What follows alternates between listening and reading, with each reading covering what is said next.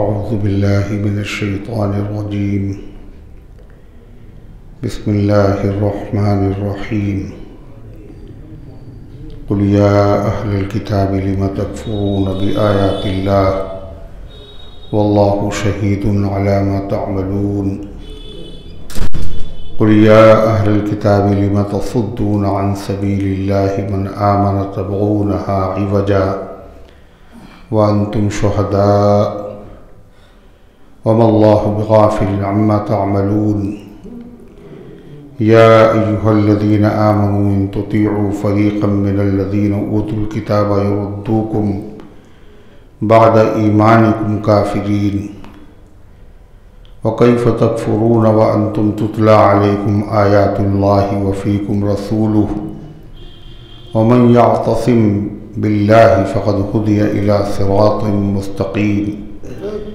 يا أيها الذين آمنوا اتقوا الله حق تقاته ولا تموتن إلا وأنتم مسلمون واعتصموا بحبل الله جميعا ولا تفرقوا واذكروا نعمة الله عليكم إذ كنتم أعداء فألف بين قلوبكم فأصبحتم بنعمته إخوانا وكنتم على شفا حفرة من النار فأنقذكم منها كذلك يبين الله لكم آياته لعلكم تهتدون. ولتكن منكم أمة يدعون إلى الخير ويأمرون بالمعروف وينهون عن المنكر وأولئك هم المفلحون. ولا تكونوا كالذين تفرقوا واختلفوا من بعد ما جاءهم البينات وأولئك لهم عذاب عظيم. يوم تبيض وجوه وتسود وجوه فأما الذين اسودت وجوههم أكفرتم بعد إيمانكم فذوقوا العذاب بما كنتم تكفرون. وأما الذين ابيضت وجوههم ففي رحمة الله هم فيها خالدون.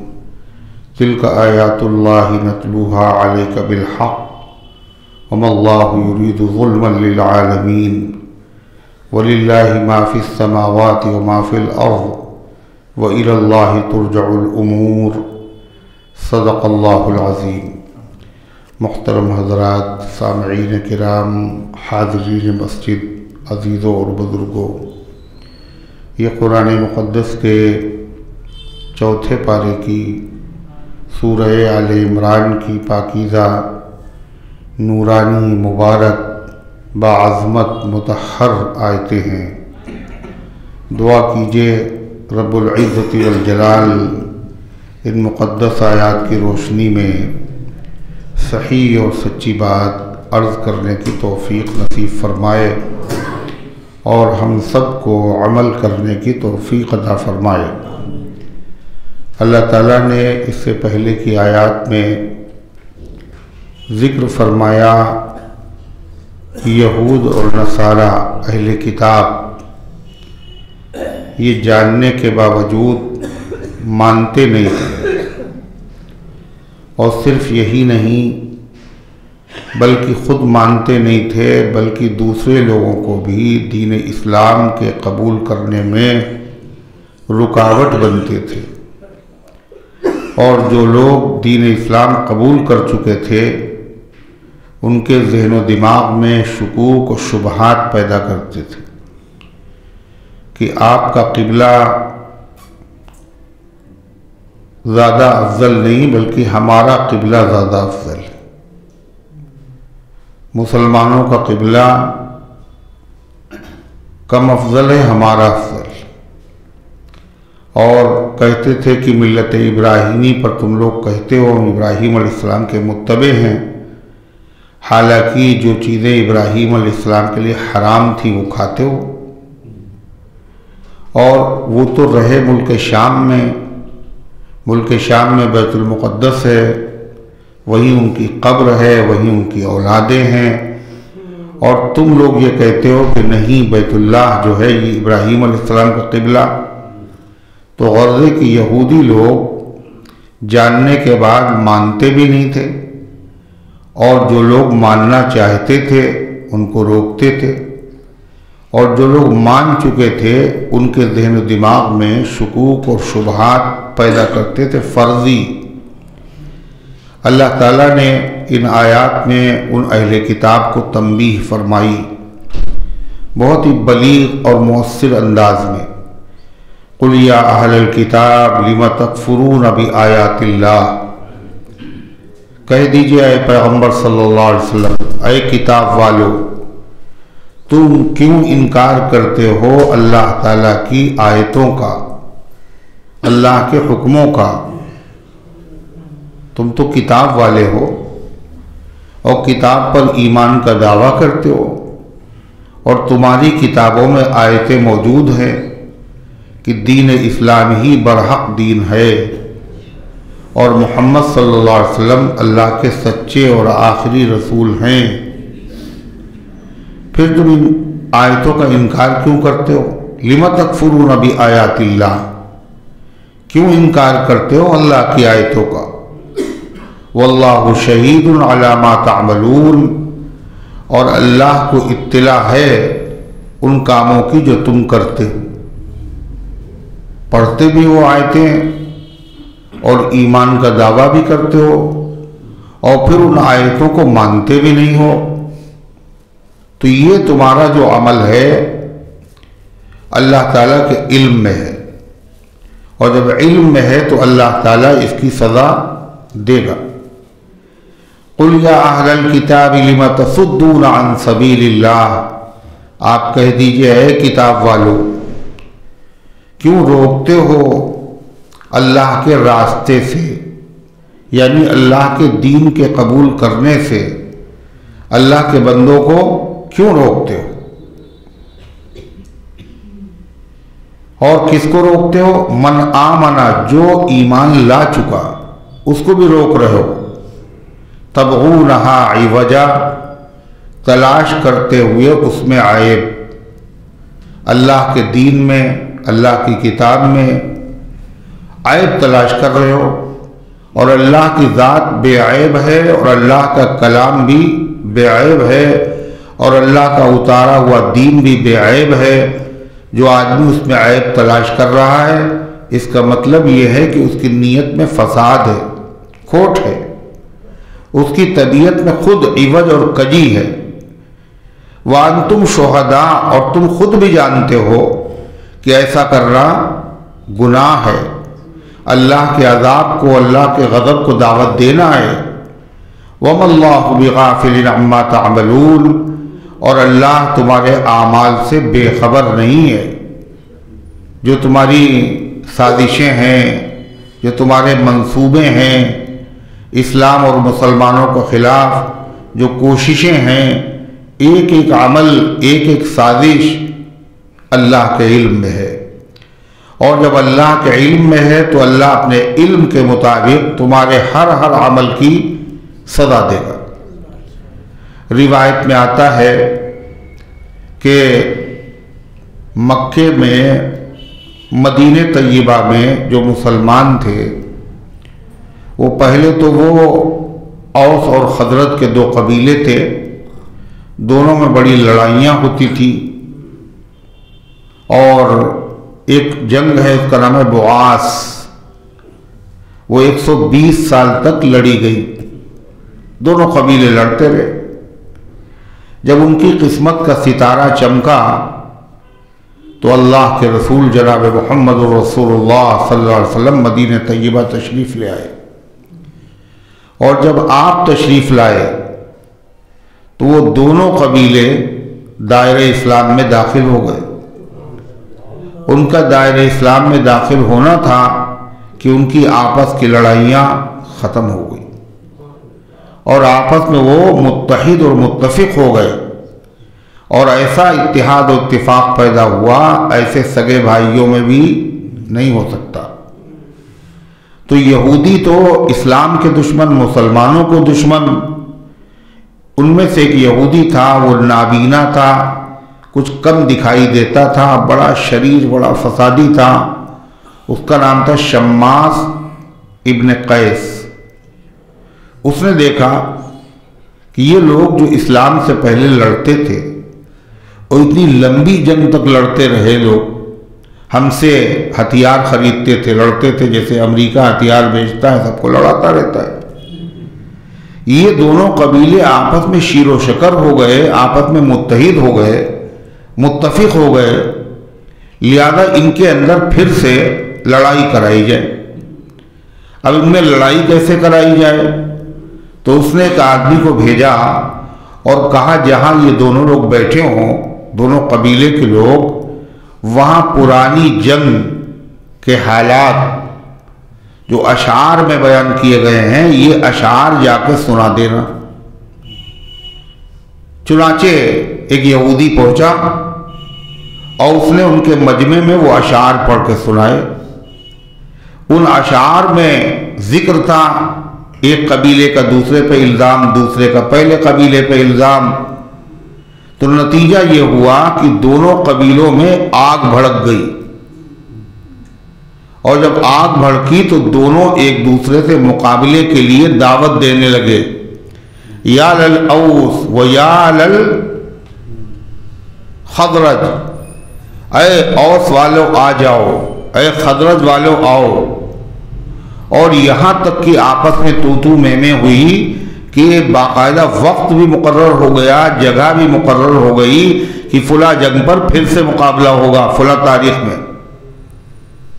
حضور انور صلی اللہ علیہ وسلم کو خبر ملی، آپ تشریف لائے صحابہ کے ساتھ، اور آپ نے فرمایا کہ اب مسلمان ہو جانے کے بعد، دیندار بن جانے کے بعد، میرے ہوتے ہوئے تم پھر سے وہی کام کرنا چاہتے ہو؟ اور حضور انور صلی اللہ علیہ وسلم نے قرآن کی یہ آیتیں پڑھ کے سنائیں۔ اب کیا تھا، وہ آگ فوراً ٹھنڈی ہو گئی، اور دونوں قبیلوں کے لوگ انہوں نے اپنے ہتھیار اسلحے پھینک دیے، ایک دوسرے سے بغل گیر ہو گئے، معانقہ کر لیا، گلے لگے، اور آنکھوں سے آنسو جاری ہو گئے کہ یہ ایک شیطان کی تدبیر تھی، اور الحمدللہ شیطان ناکام ہو گئے۔ اللہ تعالیٰ نے اس موقع پر قرآن کی جو آیت نازل کی وہ یہ ہے کہ یہودیوں کا کام تو ہے مسلمانوں کو لڑانا، اسلام اور مسلمانوں کو نقصان پہنچانا، مسلمانوں اپنے ان دشمنوں کو سے آگاہ رہنا، باخبر رہنا، ان کی سازشوں کا شکار نہ ہو جانا۔ یہ تم سے حسد کرتے ہیں، اور حسد کرنے والا کیا چاہتا ہے کہ ہمارا کوبڑ صحیح نہ ہو، پوری دنیا کبڑی ہو جائے۔ یہ تمہیں آپس میں لڑانا چاہتے ہیں، اس لیے ان کے بہکاوے میں نہ آنا۔ اللہ فرماتا ہے یا ایھا الذین آمنوا ان تطیعوا فریقا من الذین اوتوا الکتاب، اے ایمان والو اگر تم کہنا مان لوگے اہل کتاب میں سے ایک جماعت کا، کچھ لوگوں کا، یردوکم بعد ایمانکم کافرین، تو وہ لوگ تمہیں ایمان لانے کے بعد پھر سے کافر بنا دیں گے، اور کافروں والے کاموں میں لگا دیں گے۔ کافروں والا کام کیا ہے؟ لڑنا اور جھگڑنا، کسی کی عزت لے لینا، ناحق قتل کر دینا، ظلم کرنا، عصبیت، تعصب کی بنیاد پر ایک دوسرے کا ساتھ دینا، یہ سب کفریہ کام ہیں۔ لہذا یہ چاہتے ہیں کہ تم ایمان لائے، متحد ہو گئے، یہ پھر سے چاہتے ہیں تم کفریہ کاموں میں مبتلا ہو جاؤ اور آپس میں لڑنے جھگڑنے لگو، لہذا ان کا کہنا نہ ماننا۔ پھر آگے اللہ فرماتا ہے اور یہ لوگ اپنی سازش میں کامیاب بھی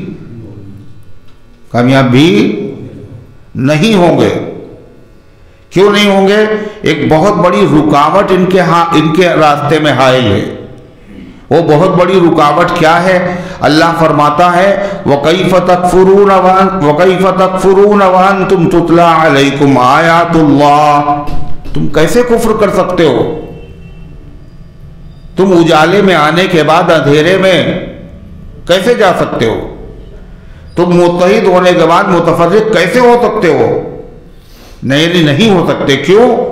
وَأَنْتُمْ تُتْلَى عَلَيْكُمْ آيَاتُ اللَّهِ، حالانکہ تمہارے سامنے اللہ کی آیتیں پڑھ پڑھ کر سنائی جا رہی، قرآن کی آیتیں کو ہوتے ہوئے، اللہ کی ہدایات کے ہوتے ہوئے، اللہ کی نوازشات کے ہوتے ہوئے یہ یہود و نصارہ اپنے مقصد میں کامیاب نہیں ہوں گے۔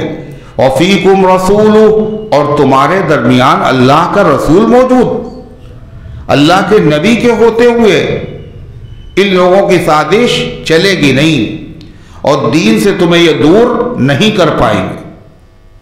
نبی کی موجودگی، آج بھی مسلمان اگر نبی کریم علیہ السلام درمیان میں موجود نہیں ہے، آپ کی لائی ہوئی تعلیمات تو موجود ہے، قرآن موجود ہے، سنت موجود ہے، مسلمان اگر اس سے وابستہ رہے تو دنیا کی کوئی طاقت اسے گمراہ نہیں کر سکتی، راستے سے بے راہ نہیں کر سکتی، اور وہاں تو خود نبی کریم علیہ السلام کی ذات گرامی خود موجود ہے۔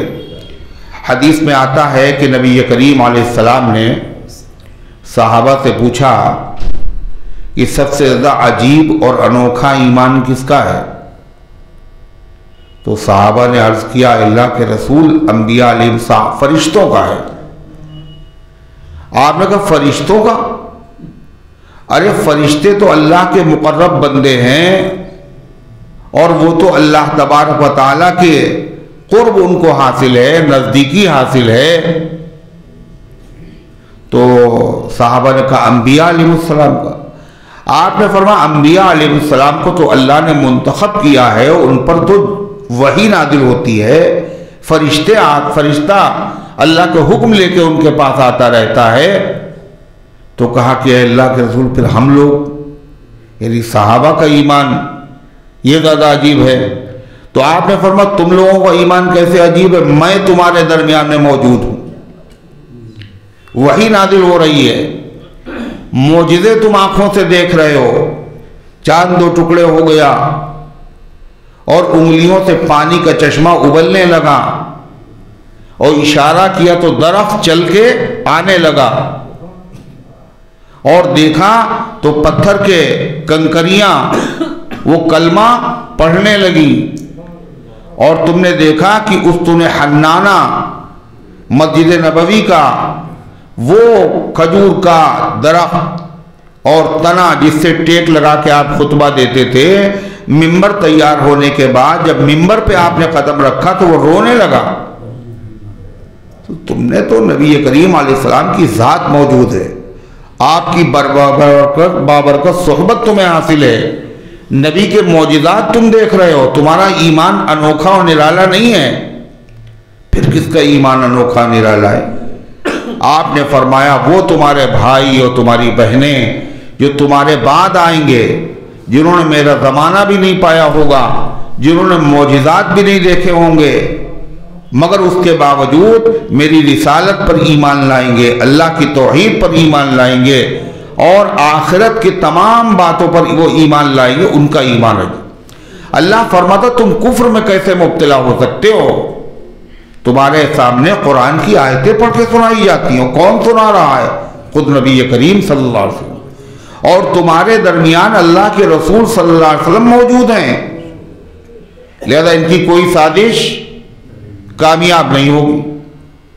پھر اللہ فرماتا ہے وَمَن يَعْتَصِم بِاللَّهِ فَقَدْ هُدِيَ إِلَىٰ صِرَاطٍ مُسْتَقِيمٍ، اور آپ کے بعد بھی اے پیغمبر جو ایمان والا مضبوطی سے اللہ کو پکڑ لے، اللہ کو پکڑنے کا مطلب اللہ کے حکموں کو مضبوطی سے پکڑ لے، پکڑنے کا مطلب اللہ کے حکموں کو سیکھے، جانے، معرفت حاصل کرے اور ان پر پابندی سے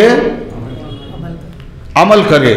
فقد ہدی الی صراط مستقیم، تو اس کو صراط مستقیم کی رہنمائی مل گئی، سیدھے راستے پر وہ آ پڑا، اب کوئی اسے سیدھے راستے سے گھسیٹ کر دوسرے راستے پر نہیں لے جا سکتا۔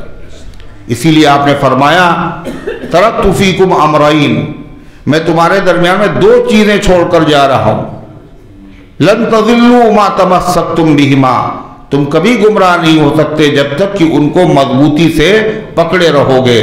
کتاب اللہ، اللہ کی کتاب، و سنتی، اور میرا طریقہ۔ تو اللہ تعالیٰ نے فرمایا جو آدمی دین کو مضبوطی سے پکڑ لے، جانے اور مانے اور عمل کرے، صراط مستقیم پر وہ آ گیا۔ اب کوئی آدمی صراط مستقیم سے اسے ہٹا نہیں سکتا۔ جب اسے لذت مل گئی کاہے کی؟ ایمان کی، تو اس کے بعد چاہے جتنا ظلم ہو اور چاہے جتنا ستم ہو، ہر تدبیر رائے گاہ ہو گئی۔ یہ وہ نشہ نہیں جسے ترشی اتارتی۔ صحابہ کا حال یہی تھا۔ انہوں نے جب ایمان قبول کیا، وہ کون سا ظلم تھا جو ان پر نہیں کیا گیا، کون سی ترکیبیں تھیں ان کو ستانے کی جو نہیں کی گئی، مگر ان میں سے انہوں نے ٹکڑے ہو جانا گوارا کیا، انہوں نے جل جانا گوارا کیا، انہوں نے زخم گوارا کیے، انہوں نے اپنے وطن کو قربان کرنا گوارا کیا، ہر چیز داؤ پہ لگا دی، مگر ایمان کو نہیں چھوڑا۔ یہ تو صحابہ کا معاملہ ہے۔ آج بھی جو آدمی ایمان لاتا ہے تو ایمان لانے والا پہلے سے سوچ لیتا ہے جب ہم ایمان لائیں گے تو ہمارے گھر پہ ہمارے گھر والے اپنے نہیں رہیں گے، باہر والے تو بدلیں گے مگر پہلے گھر والے بدلیں گے۔ ماں ماں نہیں رہے گی، اور باپ باپ نہیں رہے گا، اور بیوی بیوی نہیں رہے گی، اور بھائی بھائی نہیں رہیں گے، اور جو جائیداد ہے یہ بھی ہمیں نہیں ملے گی، اور ہمیں گھر سے باہر نکال دیا جائے گا۔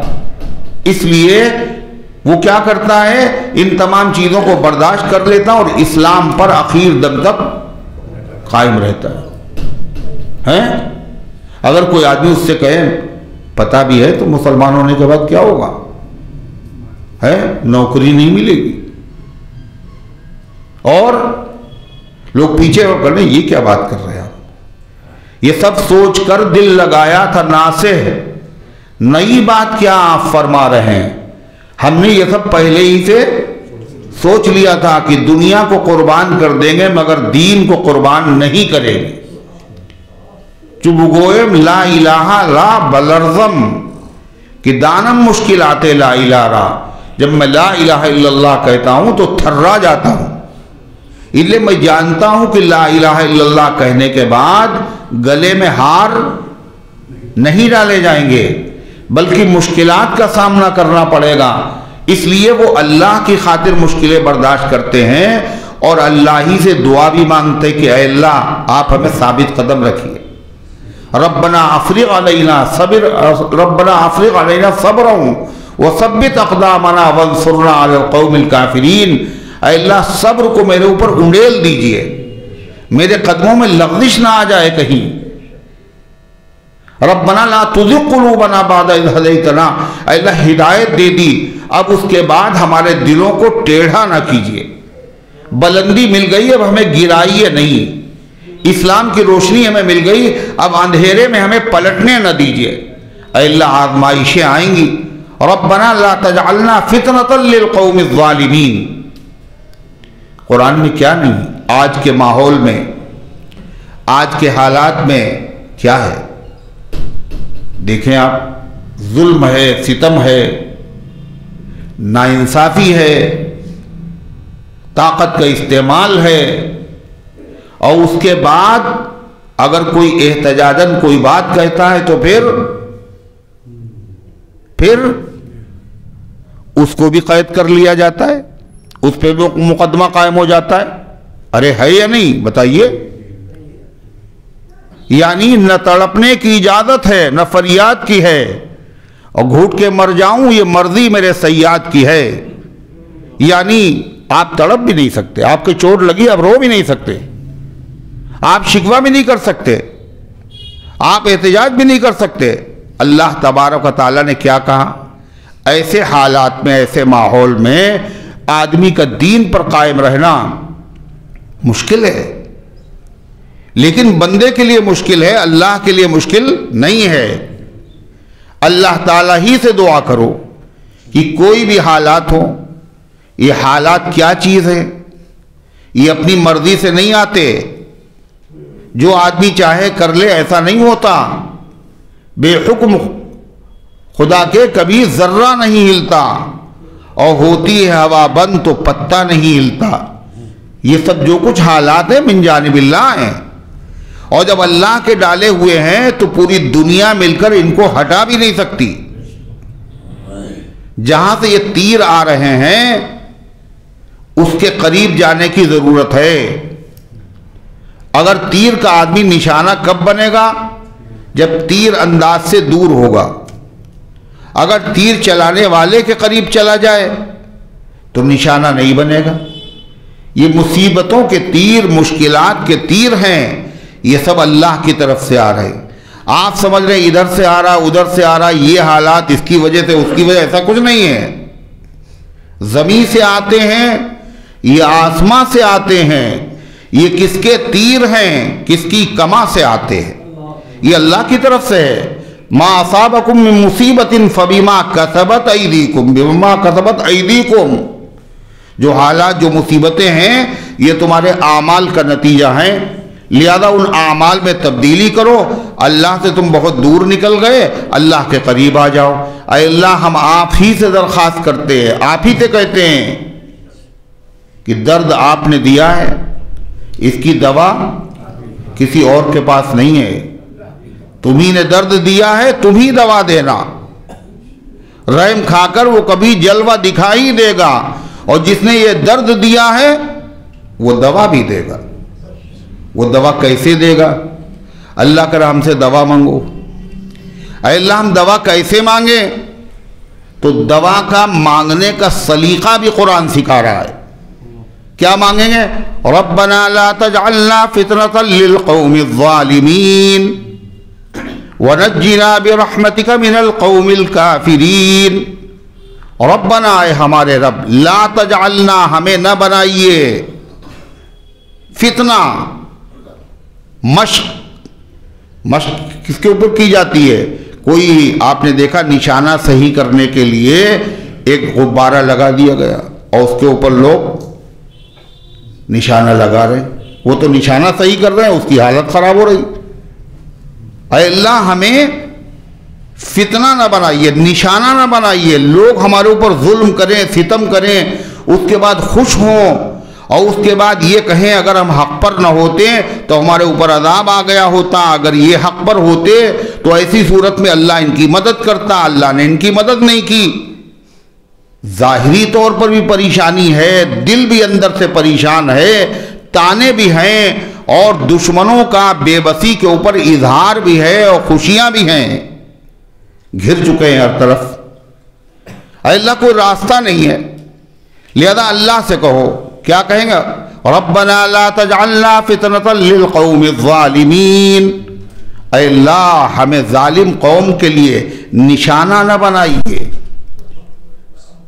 ونجنا برحمتک من القوم الکافرین، اے اللہ، حالات چاہے جتنے مشکل ہوں، دنیا میں ہر طرف پریشانی ہی پریشانیاں ہوں، ہر طرف سمندر کے ریت کے برابر، سمندر کے قطروں کے برابر، اور ریت کے ذروں کے برابر، اور درختوں کے پتے کے برابر بھی اگر حالات مخالف ہوں، پھر بھی اے اللہ آپ کے لیے تو کچھ مشکل نہیں۔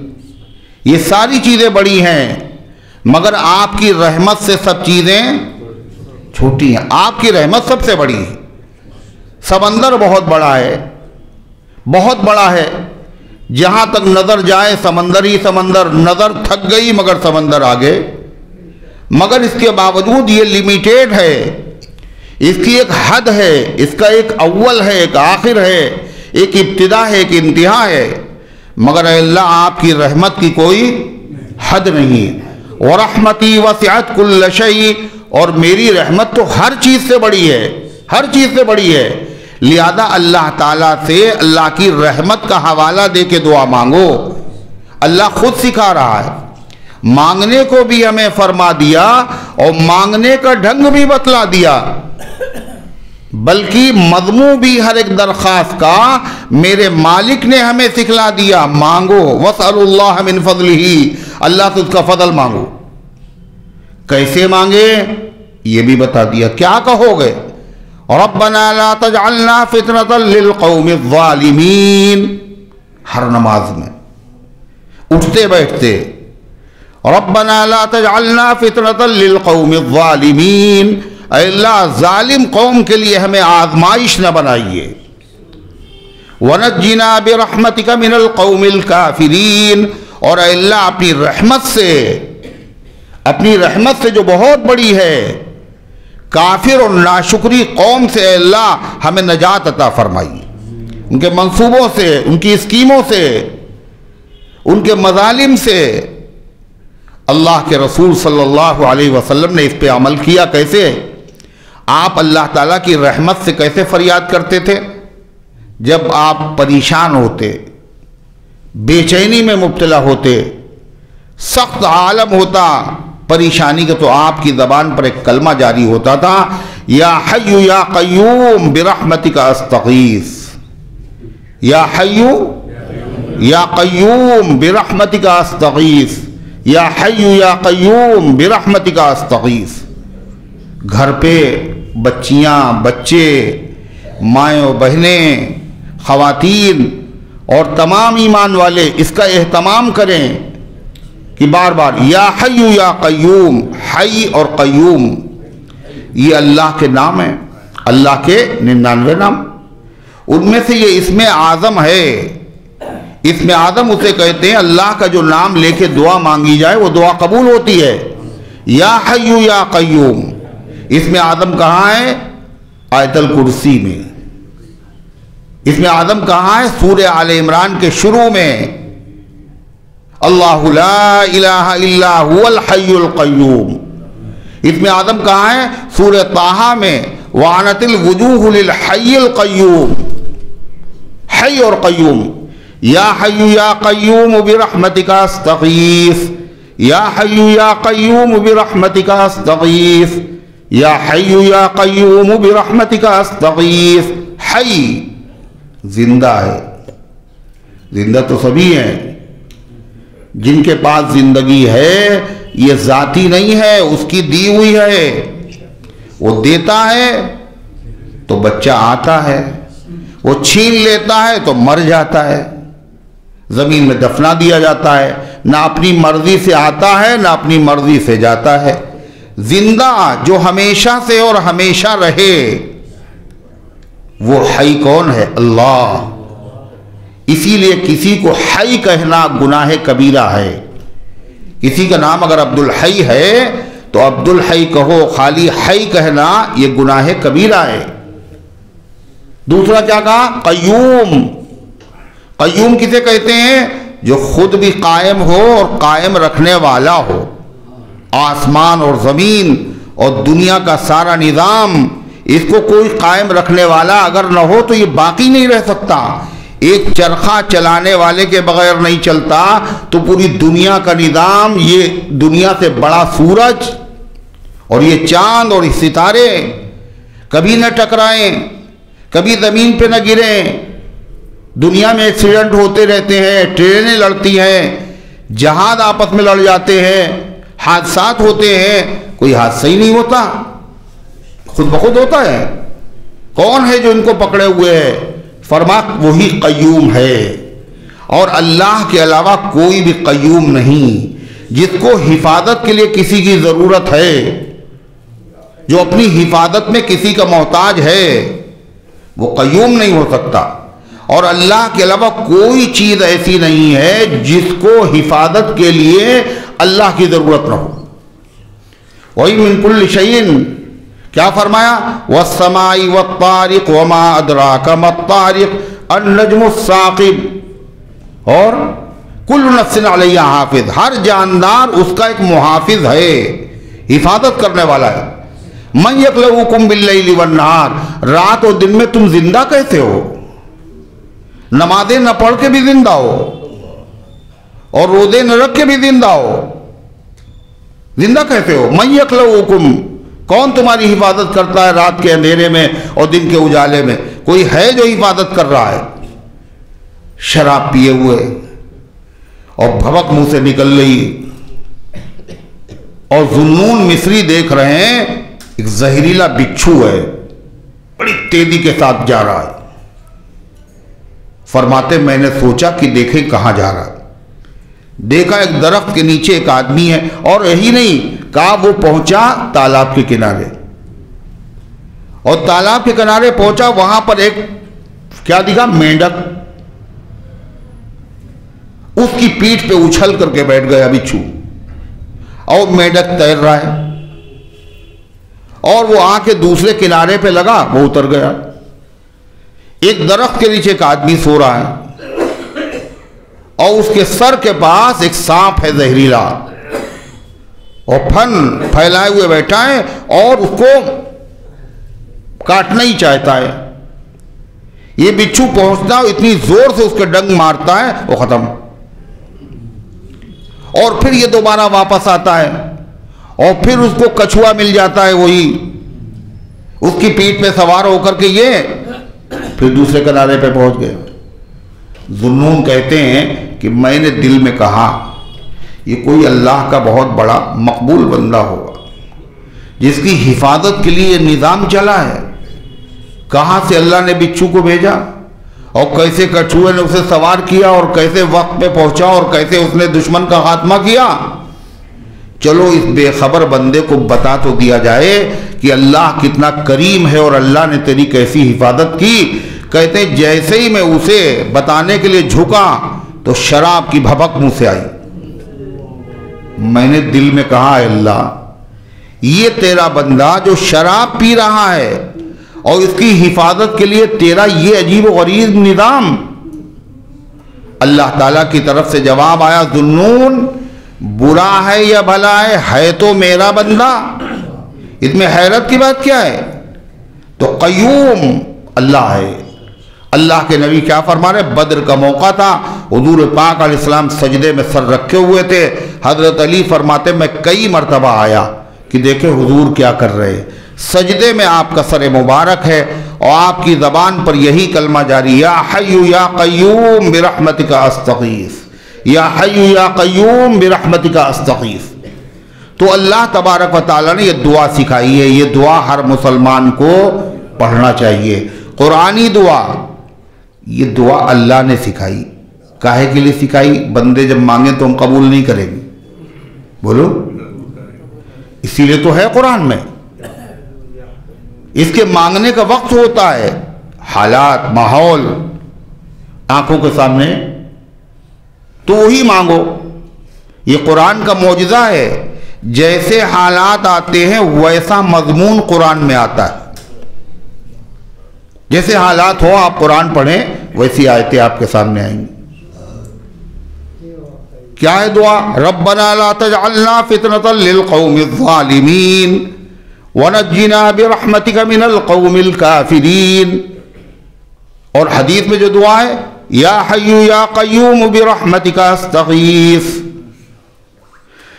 اللہ تعالیٰ فرماتا ہے یہ تو اہل کتاب کو اللہ تعالیٰ نے ڈاٹا، تنبیہ کی، جانتے ہو مانتے کیوں نہیں ہو؟ اب اللہ ایمان والوں سے کہہ رہا ہے کہ دیکھو دنیا میں حالات اور ماحول بدلنے کے لیے اللہ کی تعلیمات پر عمل کرو، کسی سے ڈرنے کی ضرورت نہیں ہے، اسی سے ڈرو جس کی طاقت سب سے بڑی ہے۔ یا ایھا الذین آمنوا اتقوا اللہ حق تقاتہ، اے ایمان والو اللہ سے ڈرو، حق تقاتہ، جیسا اس سے ڈرنے کا حق ہے ویسے ڈرو، تقوی اختیار کرو۔ تقوی اختیار کرنے کا مطلب جن جن چیزوں کا حکم اس نے دیا ہے ان تمام کاموں پر، ان کاموں کو کرو۔ نماز کا حکم ہے۔ اب چاہے جتنے حالات و ماحول ہو، جتنے بے نمازی تھے اتنے ہی رہیں گے، ان کی تعداد کم نہیں ہوگی، اور تمنائیں بڑی بڑی ہیں، شکوے بڑے بڑے ہیں، کام کرنے کے لیے تیار نہیں۔ اتقوا اللہ، اللہ سے ڈرو جیسا ڈرنے کا حق ہے، یعنی جو کام اس نے لازم کیے ہیں، فرض کیے ہیں، ان کی ادائیگی کرو۔ خالی نمازی تھوڑی فرض ہے، لوگوں کو اذیت سے بچانا بھی فرض ہے، لوگوں کو ستانا حرام اور تکلیف سے بچانا فرض ہے۔ کوئی آدمی بے گناہ ہے، جان اس کی جانے والی ہے، آپ نے اس بے گناہ کی جان بچا لی، یہ بھی فرض ہے آپ پر، یہ بھی فرض ہے۔ تو جو اللہ کا حکم ہے جس حال میں قرض لے کر کے واپس کرنا، یہ کیا ہے؟ مستحب ہے نا۔ کسی سے پیسہ لے کے پھر اس کو لوٹانا، یہ مستحب ہے نا۔ اب سوچ رہے ہیں مستحب کیا ہوتا ہے؟ کیا یہ فرض ہے؟ تو نماز فرض ہے خالی، بس یہی سمجھ رہے ہیں۔ ارے امانت کو واپس کرنا بھی فرض ہے، حقدار کا پورا حق دینا بھی فرض ہے۔ پوری شریعت اس میں آ گئی، اللہ کا حق، بندوں کا حق، شوہر کا حق، بیوی کا حق، استاد کا حق، پڑوسی کا حق، کسٹمر کا حق، حاکم کا حق، محکوم کا حق، سب کے حقوق حق۔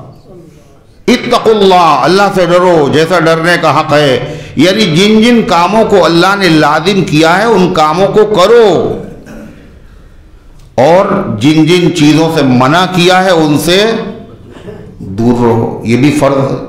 جو حرام ہے، صرف سود حرام تھوڑی ہے، رشوت حرام صرف نہیں ہے، غیبت بھی حرام ہے، چغلی بھی حرام ہے، ملاوٹ کر کے بیچنا یہ کیا جائز ہے؟ یہ بھی حرام ہے، کھوٹے سکے چلانا دھوکے سے، ڈپلیکیٹ چیز کو اوریجنل بتانا، اس کے پیسے اوریجنل کے پیسے لے لینا، یہ کیا ہے؟ حلال ہے، یہ تو حرام ہے۔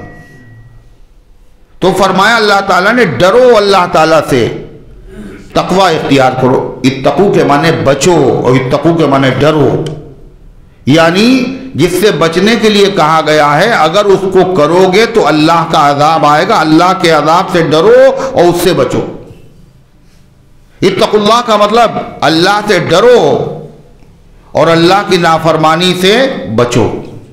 پوری شریعت آ گئی ایک جملے میں، اللہ سے ڈرو جیسا ڈرنے کا حق ہے، جو کرنے کا حکم ہے اس کو کرو، اور جس سے بچنے کا حکم ہے اس سے بچو۔ پھر فرما حق تقاتہ، ایسے ڈرو کہ ڈرتے تو ہیں، ہم سب اللہ سے ڈرتے ہیں، کہ یہ تھوڑی ڈرنا ہوا، جیسے ڈرنے کا حق ہے ویسے ڈرو۔ اب اللہ تبارک و تعالیٰ کا حق کیا ہے؟ ہم کچھ بھی ہو جائے مگر اللہ کا حق تو بولو ادا ہو جائے گا۔ حضور انور صلی اللہ علیہ وسلم سے بڑا عبادت گزار، سید العابدین، الآخری الاولین والآخرین، اول آخر تمام لوگوں میں سب سے بڑا عبادت گزار آپ ہیں، اور آپ عبادت کر رہے ہیں اور کیا کہہ رہے ہیں؟ ما عبدناک حق عبادتک، اے اللہ ہم نے تیری عبادت کا حق نہ ادا کیا۔ ما عرفناک حق معرفتک، جیسا تجھے پہچاننے کا حق تھا ہم نے نہیں پہچانا، حالانکہ سب سے زیادہ پہچاننے والے آپ۔ جب اللہ کے نبی کہیں ہم سے حق نہیں ادا ہوا، کون کہہ سکتا ہم حق ادا ہو گیا؟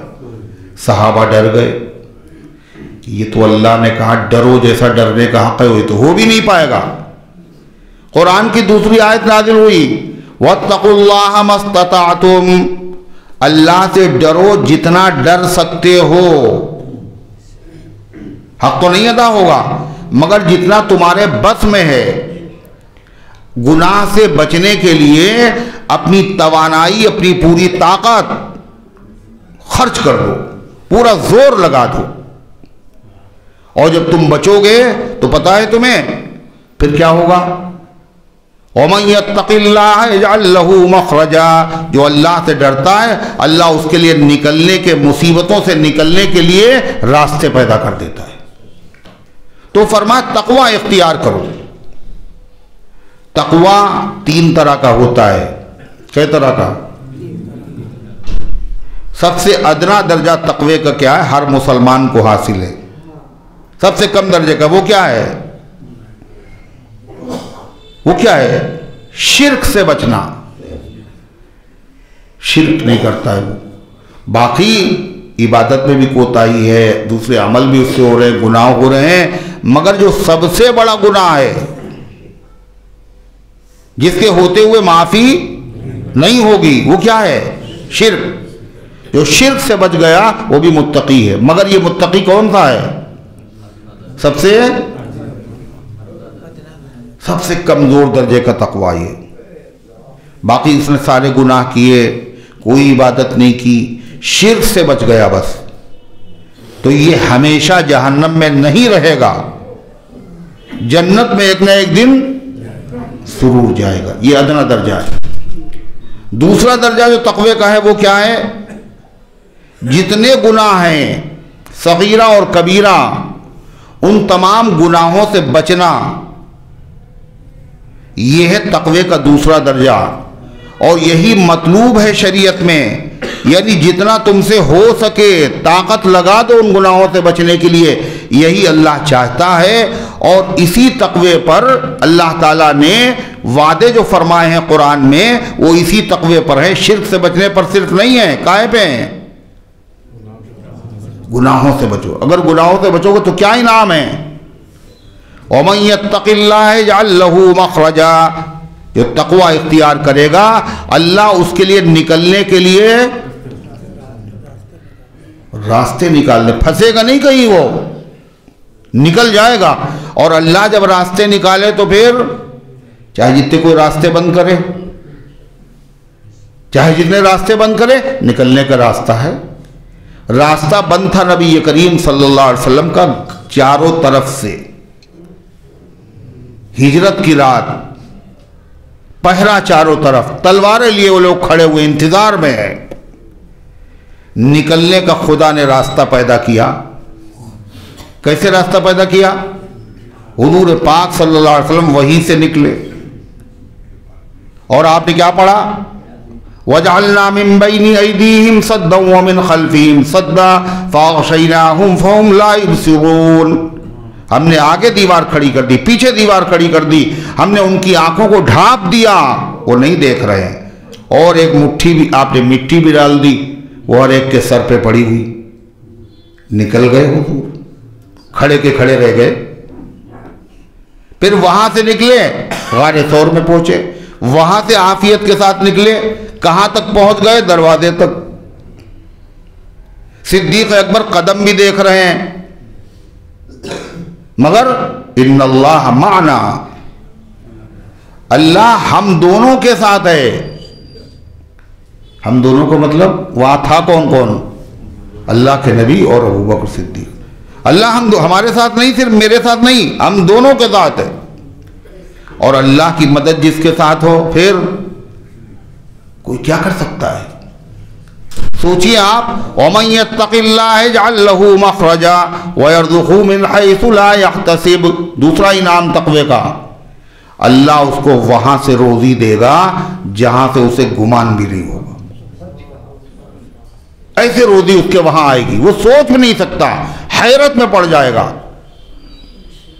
وَيَرْزُقْهُ مِنْ حَيْثُ لَا يَحْتَسِبُ وَمَن يَتَوَكَّلْ عَلَى اللَّهِ فَهُوَ حَسْبُهُ. جو اللہ پر بھروسہ کرے گا اللہ اس کے لیے کافی ہو جائے گا. تو اللہ تبارک و تعالیٰ نے فرمایا اللہ سے ڈرو جیسے ڈرنے کا حق ہے، یعنی جو کرنے کا حکم ہے وہ سب کر ڈالو، اور جن سے منع کیے گا ان سے روکو، اور اپنی طاقت خرچ کر دو جتنا تمہارے بس میں ہے. یوسف علیہ السلام نے گناہ سے بچنے کے لیے جتنی طاقت تھی سب لگا دی.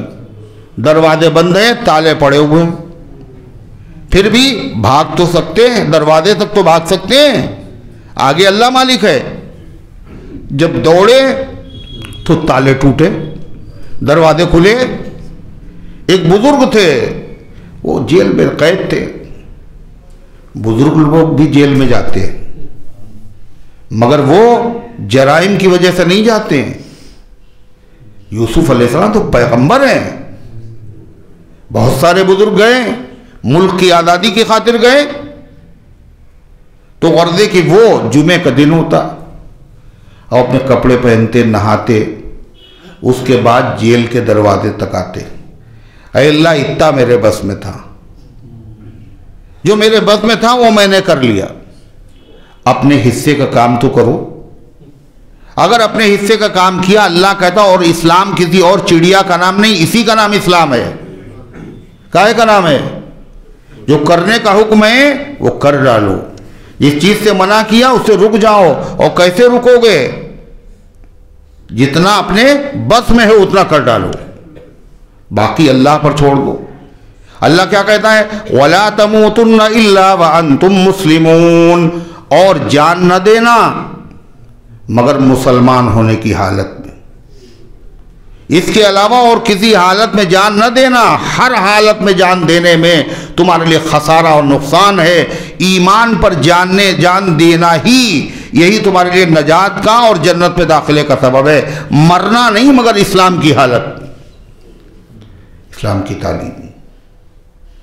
مسلم بچیاں غیر مسلموں کے ساتھ نکاح کر رہی ہیں، یہ کیا ہے؟ اسی کا نتیجہ ہے. فرمایا وَلَا تَمُوتُنَّ، مرنا نہیں مگر اسلام کی حالت میں، تمہاری روح نکلے ایمان کی حالت میں. اب یہاں ایک سوال ہے کہ مرنا جو ہے وہ تو آدمی کے بس میں ہے ہی نہیں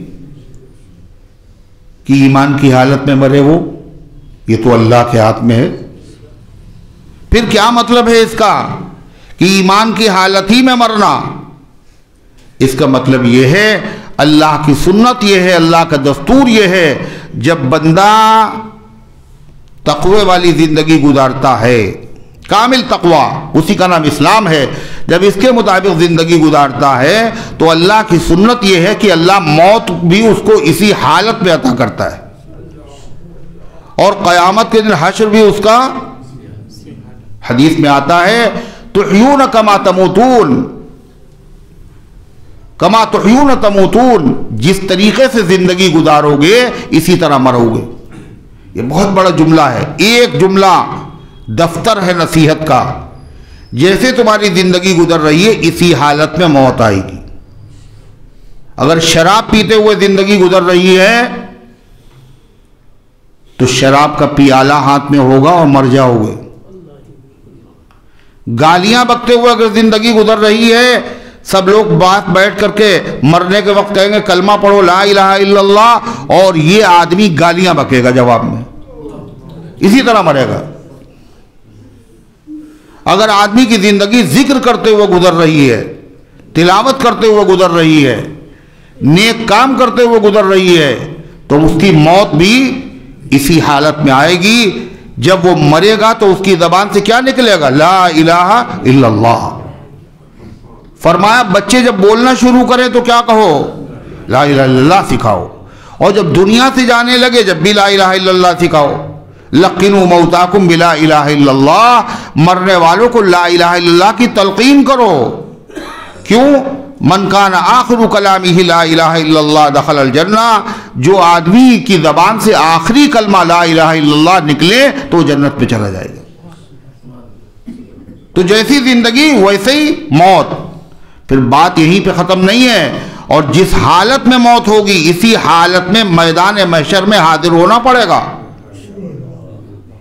اگر شراب پیتے ہوئے مرا ہے تو میدان محشر میں شراب کا پیالہ ہاتھ میں کھڑا ہوا ہے، اور سارے محلے کے سارے رشتہ دار نہیں، پوری دنیا نہیں، اولون آخرین کے مجمع میں وہ دیکھیں گے یہ شراب پی کے مرا ہے، یہ تسبیح پڑھتے ہوئے مرا ہے، یہ سجدہ کرتے ہوئے مرا ہے، یہ حج کرتے ہوئے مرا ہے. ایک صحابی گرے اور کنکریاں ماری جاتی تھی، گرے اور دبے اور انتقال ہو گیا. آپ نے فرمایا یہ قیامت کے دن جب آئیں گے تو احرام بندھا ہوگا اور یہ کہہ رہے ہوں گے لبیک اللہم لبیک. اسی طرح مرے اسی طرح اٹھائی جائیں گے. تو اللہ فرماتا ہے اے ایمان والو اللہ سے ڈرو جیسا ڈرنے کا حق ہے، اور مرنا نہیں مگر اسلام کی حالت میں مرنا. ایک حدیث میں اور آتا ہے، اگر آپ کے ذہن میں ہو تو فوراً سوال آئے گا. حدیث پہ ہم نے پڑھا ہے اور سنا ہے، ایک آدمی ساری زندگی جنتیوں والے کام کرتا ہے اور اخیر میں کلمہ کفر بک دیتا ہے، سیدھا جہنم میں جاتا ہے. ارے سنا ہے نہیں سنا ہے؟ تو پھر یہ تو کہا گیا اگر جیسے زندگی گزارو گے ویسے ہی موت آئے گی، جیسے موت آئے گی ویسے ہی حشر ہوگا۔ حدیث میں تو یہ ہے ساری زندگی عبادت میں اور مر رہا ہے کفر کی حالت میں۔ تو اس حدیث کا جواب یہ ہے کہ اس نے ساری زندگی گزاری ہے عبادت میں۔ وہ زندگی عبادت میں ضرور تھی مگر اخلاص کے ساتھ نہیں تھی، اخلاص کے ساتھ اس نے نہیں کیا یہ کام، ریاکار تھا، دکھاوا کرنے والا تھا، اس لیے اس کا کوئی اعتبار ہی نہیں ہے۔ جب اعتبار نہیں تو پھر کیا ہے، جیسی شروعات ویسے ہی خاتمہ ہوا۔ تو اللہ تعالیٰ نے فرمایا، ایک حدیث میں آتا ہے، خود نبی کریم صلی اللہ علیہ وسلم نے اس کی تشریح فرمائی کہ اللہ سے ڈرنے کا حق کیا ہے۔ فرمایا ان یطع ولا یعصى، کہنا خدا کا مانا جائے، نافرمانی نہ کی جائے، ویذکر ولا ینسیٰ، اور اللہ کو یاد رکھا جائے، اس کو کبھی بھلایا جانا جائے۔ یہ کیا ہے؟ اللہ سے ڈرنے کا حق۔ اللہ تعالیٰ فرماتا ہے وَاعْتَصِمُوا بِحَبْلِ اللَّهِ جَمِيعًا وَلَا تَفَرَّقُوا، ایک تو ہر آدمی سے خدا نے کہا ڈرو جیسا ڈرنے کا حق ہے، یعنی گناہوں سے بچنے میں طاقت خرچ کر دو، اللہ کے حکم پر عمل کرنے میں طاقت خرچ کر دو۔ تو اس سے کیا ہوگا؟ آدمی کی اصلاح نہیں ہوگی، بگڑ جائے گا آدمی۔ کیا ہوگا؟ ہر آدمی کی اصلاح ہو جائے گی۔ جب ہر آدمی کی اصلاح ہو جائے تو اللہ کہتا تم مسلمان ہو، نبی کے امتی ہو، تمہیں صرف اپنی اصلاح کافی نہیں ہے بلکہ دوسرے ایمان والے بھائیوں کی بھی اصلاح کی ذمہ داری تمہارے اوپر ہے۔ اپنی اصلاح کر کے ان کی اصلاح کرو۔ ان کی اصلاح کرو گے کیسے؟ اللہ فرماتا ہے وَاعْتَصِمُوا بِحَبْلِ اللَّهِ جَمِيعًا وَلَا تَفَرَّقُوا، اور فرمایا مضبوطی سے پکڑے رہو اللہ کی رسی کو، سب لوگ مل کے، اور آپس میں اختلاف نہ کرو۔ اللہ کی رسی کو مضبوطی سے پکڑ لو، اختلاف نہ کرو، یعنی متحد رہو، آپس میں لڑائی جھگڑا اختلافات مت کرو، اتحاد پہ قائم رہو۔ اتحاد کیا ہے؟ ایک جٹ رہنا۔ اختلاف ہوگا، ایک ہو تو بن سکتے ہو خورشید مبین، ایک اگر ہو جاؤ تو سورج بن جاؤ گے، ورنہ ان بکھرے ہوئے تاروں میں کیا رکھا ہے؟ ایک ایک تارا چمک رہا، اتنی روشنی نہیں ہے، ایک ہو گئے تو سورج بن جاؤ گے۔ ذی اتفاق مگس می شہد، ذی اتفاق مگس شہد می شود پیدا، خدا چے لذت شیریں در اتحاد نہاد۔ کہتے ہیں مکھیوں کے اتفاق سے چھتے میں کیا پیدا ہوتا ہے؟ شہد۔ ایک مکھی سے شہد پیدا ہو جائے گا، ساری مکھیاں شہد لا رہی رس چوس چوس کر کے، اور شہد پیدا ہو رہا ہے، اور شہد کڑوا بہت ہوتا ہے، بڑا لذیذ بڑا مزیدار ہوتا ہے۔ کیا کہا؟ خدا چے لذت شیریں، اللہ نے کتنا بہترین مزہ رکھا ہے کاہے میں؟ اتحاد میں۔ مکھیوں کے اتحاد سے شہد پیدا ہوا، اور شہد میں خدا نے کیسی مٹھاس رکھی ہے۔ اتفاق سے رہو، اتحاد پیدا کرو، لڑائی جھگڑا نہ کرو، اختلاف نہ کرو۔ یہ ایسی چیز ہے جو دنیا میں ہر آدمی یہی کہتا ہے، لڑو نہیں بھائی، متفق رہو، لڑو نہیں متفق رہو۔ جو لوگ آپس میں لڑاتے ہیں وہ بھی یہی کہتے ہیں، کیا کہتے ہیں؟ لڑو نہیں، اتحاد سے رہو۔ اور یہی آیت پڑھتے ہیں کہ صاحب کیسا شیعہ سنی، وَاعْتَصِمُوا بِحَبْلِ اللَّهِ جَمِيعًا، ایک ہو جاؤ اور بالکل قینچی کی طرح بن جاؤ، جو بیچ میں آ جائے وہ کٹ جائے۔ اتحاد پہ تقریریں تو دنیا میں سب کرتے ہیں، ہر پارٹی یہی کرتی ہے، مگر جتنی اتحاد پہ زور دیا گیا، جلسے کیے گئے، جتنا اتحاد پہ باقاعدہ کانفرنسیں ہوئیں اور کتابیں لکھی گئیں، اتنا ہی زیادہ امت میں اختلاف بڑھتا چلا جا رہا ہے۔ مریض عشق پر رحمت خدا کی، اور مرض بڑھتا گیا جوں جوں دوا کی۔ یہ اتحاد ہوگا بھی نہیں پیدا. کیوں نہیں ہوگا پیدا؟ اتحاد پیدا اس لیے نہیں ہو سکتا، اس لیے کہ ہر آدمی چاہتا ہے کہ دوسرا آدمی ہماری بات مان لے. ہم جو بات کہہ رہے ہیں میری بات صحیح ہے. اچھا، اور وہ کیا سوچ رہا ہے؟ جو میں سوچ رہا ہوں میری بات صحیح ہے. تو ہر آدمی جب عقل رکھتا ہے اور اپنی بات کو وہ صحیح سمجھتا ہے، وہ دوسرے کو دعوت دے رہا ہے میرے ساتھ متفق ہو، میری بات مان لو، اور وہ کہہ رہا ہے میری بات مان لو، تم اپنی بات چھوڑ دو، تو کبھی اتحاد ہوگا؟ بولیے. ہر آدمی دوسرے کو اپنی بات پر لانا چاہتا ہے. اور عقلیں سب کی کیا ہے؟ ایک آدمی ہو یا پوری جماعت مل کر کے کوئی قانون بنائے، بھائی سب لوگ اس کو فالو کرو، سب لوگ اس کو مان لو، اس سے بھی اتحاد نہیں پیدا ہوگا. کہا ایک برادری ہے متحد ہو جائے، نہیں متحد ہوگی. ایک زبان ہے سب متحد ہو جائیں، نہیں متحد ہوں گے. کالے ایک ہو جائیں اور گورے ایک ہو جائیں، نہیں ہوں گے. اس لیے کہ جو کالا ہے وہ گورا ہو نہیں پائے گا، اور جو گورا ہے وہ کالا نہیں ہو پائے گا. جو آدمی ایک وطن میں رہتا ہے وہ دوسرے وطن کا نہیں ہو پائے گا. جو ایک زبان بولتا ہے دوسرے کی زبان دوسری ہے. اتحاد ایسا ہونا چاہیے جس میں کسی آدمی کو اختلاف کی گنجائش نہ ہو. ایسی چیز پیش کرو. ایسی چیز بندوں کی بنائی ہوئی نہیں ہو سکتی ہے. ایسا نظام صرف اللہ کو ہو سکتا ہے. اس لیے اللہ نے اتحاد کی دعوت دی اور کیا کہا؟ اس چیز پر تم ساری دنیا متفق ہو سکتی ہے، اور وہ کیا چیز ہے؟ اللہ کا بنایا ہوا نظام. وَاعْتَصِمُوا بِحَبْلِ اللَّهِ، اور اللہ کی رسی کو مضبوطی سے پکڑ لو. اللہ کی رسی کیا ہے؟ قرآن.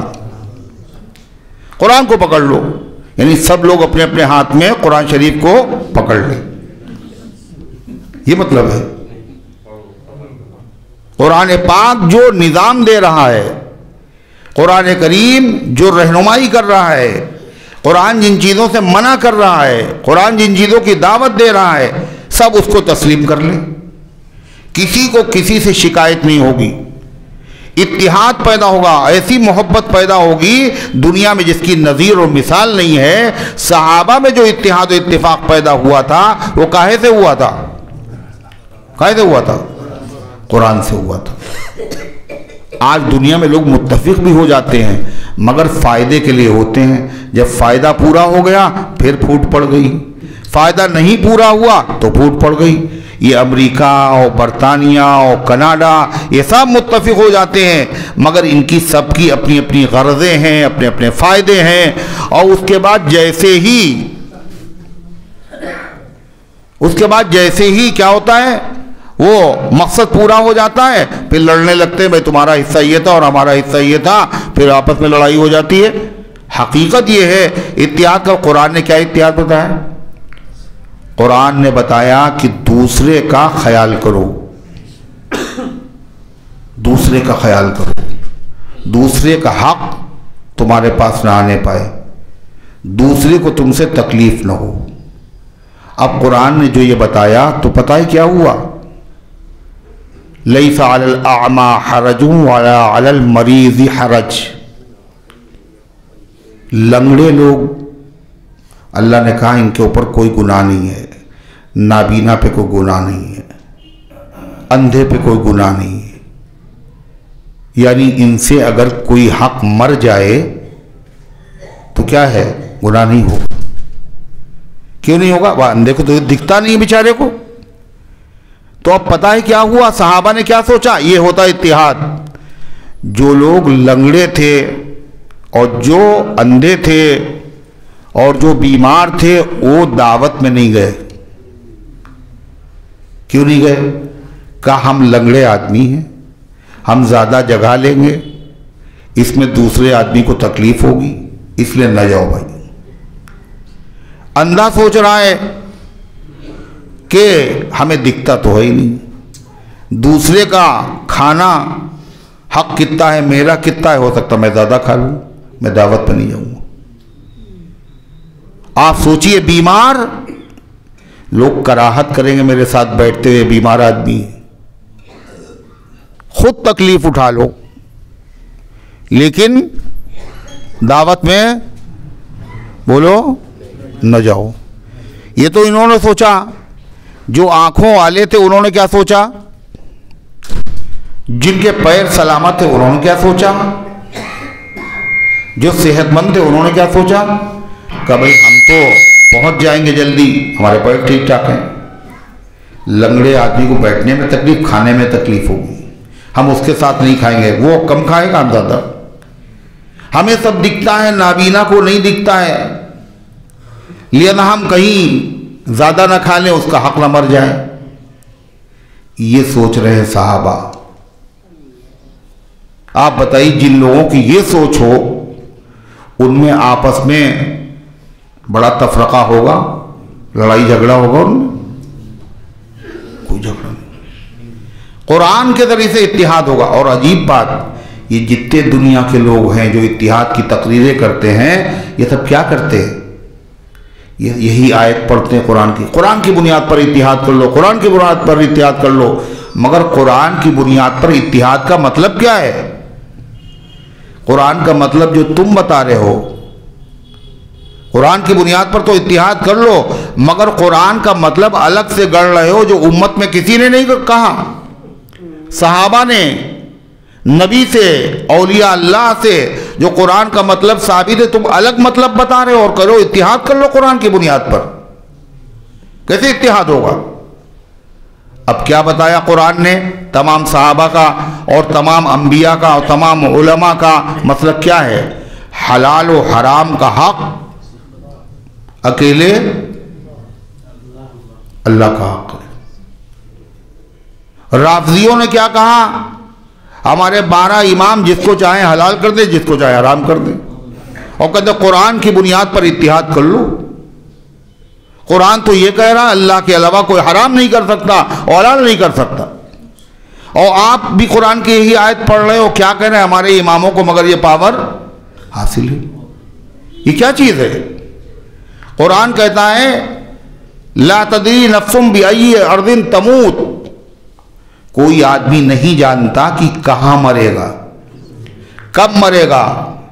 تم کہتے ہو ہر امام یہ جانتا ہے کہ کب مرے گا اور کہاں مرے گا. یہ اتحاد ہوگا ایسے قرآن کی بنیاد پر؟ خالی زبان سے کہنا اور ہے اور عمل کرنا اور ہے. فرما قرآنی اصول پر واعتصموا بحبل اللہ جمیعا، اور اللہ کی رسی کو مضبوطی سے پکڑ. ولا تفرقوا، اور آپس میں اختلاف نہ کرو. کون سا اختلاف؟ دین کے اصول میں اختلاف نہ کرو. جہاں قرآن و حدیث کی کوئی بات صاف نہیں، کلیئر نہیں، اس مسئلے کا ذکر قرآن میں نہیں، حدیث میں نہیں ہے، وہ نیا مسئلہ آ گیا. اب ایک امام قرآن و سنت کی روشنی میں مسئلہ بتاتا ہے کہ یہ جائز ہے، دوسرا مسئلہ بتاتا ہے یہ ناجائز ہے. یہ بھی تو اختلاف ہوا. کہ یہ وہ اختلاف نہیں ہے جس سے قرآن نے منع کیا ہے. یہ اختلاف اصول میں اختلاف نہ کرو. یہ تو فروع اور جزئی مسائل میں اختلاف ہے، اور یہ دونوں مسئلے صحیح ہیں، اور دونوں پر عمل کرنے والوں میں سے کسی سے پکڑ نہیں ہوگی، اور دونوں کو ثواب بھی ملے گا. نہیں سمجھ میں آئی بات؟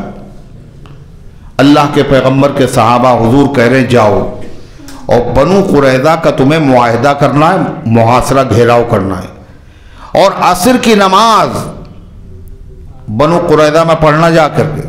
اب صحابہ گئے، راستے میں عصر کی نماز کا ٹائم ہو گیا.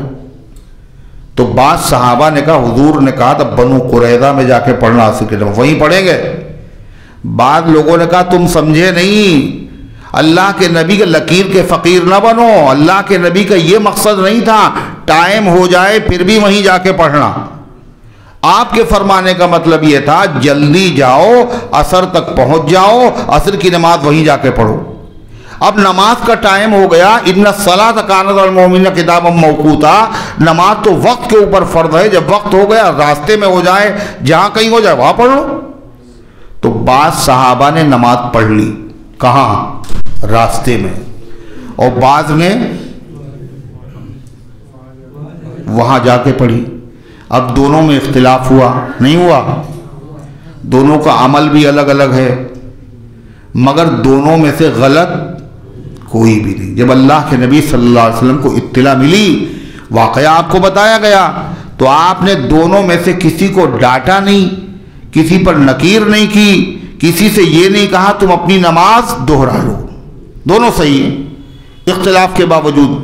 تو یہ اختلاف کیسا ہے؟ اس سے قرآن نے نہیں منع کیا، یہی وہ اختلاف ہے جو چاروں اماموں کے بیچ میں پایا جاتا ہے، امام شافعی، امام احمد بن حنبل، امام مالک اور امام ابو حنیفہ۔ ایک امام ایک چیز کو جائز کہتا ہے، دوسرا یہ ناجائز کہتا ہے۔ کہتے ہیں جو جس امام کا ماننے والا اس پر عمل کر لے، اللہ تعالیٰ کے وہاں اس سے پکڑ نہیں ہوگی، گناہ نہیں ہوگا۔ جیسے مثال کے طور پر امام کے پیچھے امام شافعی رحمۃ اللہ علیہ کے وہاں نماز سورہ فاتحہ پڑھنا فرض، امام حنیفہ رحمۃ اللہ علیہ کے وہاں امام کے پیچھے پڑھنا ناجائز ہے۔ فرض اگر چھوٹ جائے تو نماز نہیں ہوتی، اور اگر جو چیز ناجائز وہ کرے تو نماز ہو جائے گی، وہ بھی نہیں ہوگی۔ مگر یہ بھی صحیح ہے وہ بھی صحیح، کیوں؟ دونوں قرآن و حدیث سے دونوں نے مسئلے بتائے ہیں۔ پھر مسئلہ کیا ہے؟ کسی بھی امام کے ماننے والوں نے دوسرے امام کے ماننے والوں کو یہ نہیں کہا تمہاری نماز، بولو کہا کسی نے؟ جو فاتحہ سورہ فاتحہ پڑھتے ہیں وہ نہیں کہتے حنفیوں سے تمہاری نماز نہیں ہوئی، تم نے نماز امام کے پیچھے سورہ فاتحہ نہیں پڑھی۔ اور جو سورہ فاتحہ نہیں پڑھتے حنفی، وہ شوافے سے یہ نہیں کہتے تم نے پڑھی ہے تمہاری نماز نہیں ہوئی۔ یہ بھی صحیح وہ بھی صحیح، لیکن ایک طبقہ ہے چاروں اماموں سے ہٹ کر غیر مقلدوں کا، غیر مقلد، وہ رفع یدین بھی کرتے ہیں اور وہ جو ہے وہ سورہ فاتحہ بھی امام کے پیچھے پڑھتے ہیں۔ تو ان کا حال کیا ہے؟ وہ تو یہ کہتے ہیں جو سورہ فاتحہ نہ پڑھے اس کی نماز ہی نہیں ہوگی۔ تو یہ ان سے الگ ہٹ کے لوگ ہیں، یہ نفسانیت کی خاطر خواہشات کی بنیاد پر بغیر کسی امام کی پیروی کے اس طریقے سے چھوٹے چھوٹے مسئلے پر فتویٰ دے رہے ہو، اسی سے جھگڑے ہوں گے، اسی سے اختلاف ہوگا۔ چاروں اماموں کے ماننے والوں میں آج تک کوئی جھگڑا نہیں ہوا۔ کیوں؟ اصول میں اختلاف نہیں، یہ تو اصول میں اختلاف سے منع کیا گیا ہے، فروع میں مسائل میں اختلاف سے منع، اور ایسا اختلاف خود صحابہ میں بھی بولو تھا، ایسا اختلاف خود صحابہ میں بھی تھا، اور آپ نے فرمایا میرے صحابہ کا اختلاف رحمت ہے، اس میں امت کے لیے گنجائش ہے۔ آپ نے کہا جس کسی کا دامن تھام لوگے ہدایت تمہیں ملے گی۔ تو اللہ تعالیٰ فرماتا ہے وَلَا تَفَرَّقُوا، اور اختلاف نہ کرو، وَاذْكُرُوا نِعْمَةَ اللَّهِ عَلَيْكُمْ، یہ جو تم میں اتحاد ہوا ہے یہ اتحاد اللہ کی بہت بڑی نعمت ہے۔ یاد کرو پہلے کیا تھا، کتنے سال تک لڑے تھے؟ 120 سال تک۔ اب کیا ہوا؟ بھائی سے پہلے پانی پینا بولو گوارا نہیں، اخیر وقت ہے بالکل۔ کیسا اتحاد کیسا اتفاق پیدا ہوا۔ ایک صحابی کے وہاں جو ہے ایک بکری کی سری آئی، تو انہوں نے کہا کہ میرا فلاں بھائی زیادہ غریب ہے، اس کے وہاں گوشت کم پکتا ہے، اس کے وہاں بہتر۔ انہوں نے جب ان کے وہاں بھیجی تو انہوں نے کہا کہ میرا فلاں بھائی زیادہ ضرورت مند ہے، اس کے وہاں بھیج دی۔ جب ان کے وہاں پہنچی تو انہوں نے کہا وہ تیسرے بارے میں سوچا وہ زیادہ غریب ہے، ان کے وہاں بھیج دی۔ وہ سری 7 گھروں میں گئی، کتنے؟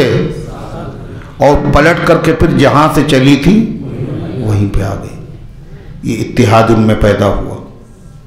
7 آدمی تھے، مرنے کا وقت ہے، پوچھ رہے پانی پیو گے؟ بول نہیں پا رہے، اشارے سے کہا ہاں۔ اب اس کے بعد ان کو پانی اونڈیلا پیالے میں، پڑوس سے آواز آئی العطش، پیاس، اشارہ کرے پہلے ان کو دے دو۔ جب ان کے قریب پہنچے تیسرا زخمی العطش، پیاس، کا ان کو دے دو۔ 7 آدمی 7ویں کے پاس پہنچے تو روح پرواز کر گئی، پلٹ کے آئے، ہر ایک دنیا سے رخصت ہو گیا اور پہلے پانی پینا گوارا نہ کیا۔ یہ اتحاد اور اتفاق کیا ہے؟ اللہ کا رب بہت بڑی نعمت ہے۔ اور یہ ہوا کیسے؟ یاد کرو، اذ کنتم اعداء، یاد کرو اللہ کے انعام کو اپنے اوپر جب تم دشمن تھے، 120 سال لڑے۔ الف بین قلوبکم، اللہ نے تمہارے دلوں کو جوڑ دیا۔ فاصبحتم بنعمتہ اخوانا، اور تم اللہ کے انعام سے آپس میں بھائی بھائی بن گئے۔